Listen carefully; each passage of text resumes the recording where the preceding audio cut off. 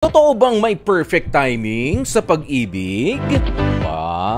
Eto na ang inyong mga kasagutan. Sabi ni Marvin, walang perfect timing sa pag-ibig. Kalokohan yan. Ayan, samantala, ito naman si Olive Enriquez. Sabi niya, wala kasi.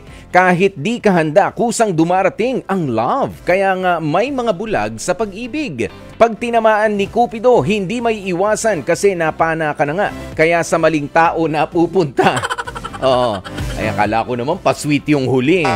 Sa maling tao pa pala napunta. Si Kyra Garcia, sabi niya, yes, ang pag-ibig ay di pinagmamadali sa relasyon. Kasi may dumarating, may umaalis, kaya para san pa? Kung maghahanap ka ng jowa, ay iiwan ka lang din naman pala. May perfect timing sa relasyon. May darating sa'yo na di mo din naman inaasahan, pero sana wag sa itsura pumili. Unahin nating tingnan, kilalanin ang ugali kaysa sa panlabas na kaanyuan lamang. Ayan, si Kyra Garcia.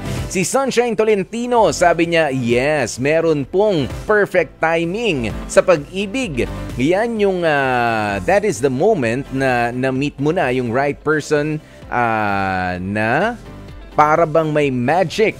Yan. And if someone asks you, why do you love that person? And you answer, you do not know why. That is the moment that you really fall for that person sa tamang panahon.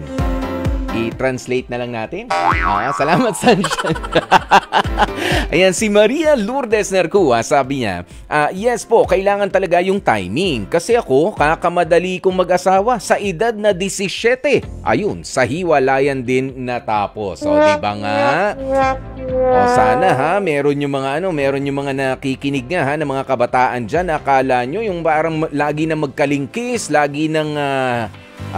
kapag ka lumayo yung anino sa kanila, hinahanap na, nasan ka na?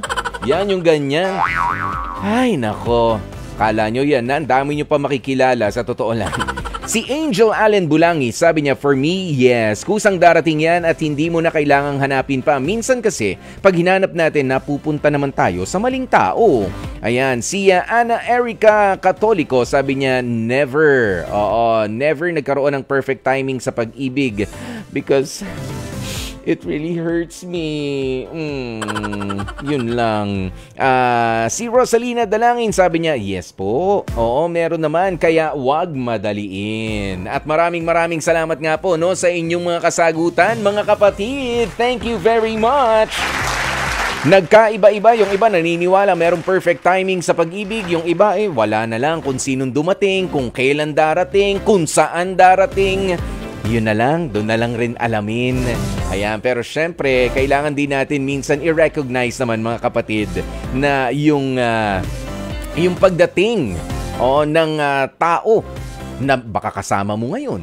Diba? I-recognize mo naman as perfect timing. Lalo na kung taon na. Ang dami nyo ng mga unos, ang dami ng mga bagyo na pinagdaanan ng inyong relationship, pero kayo pa.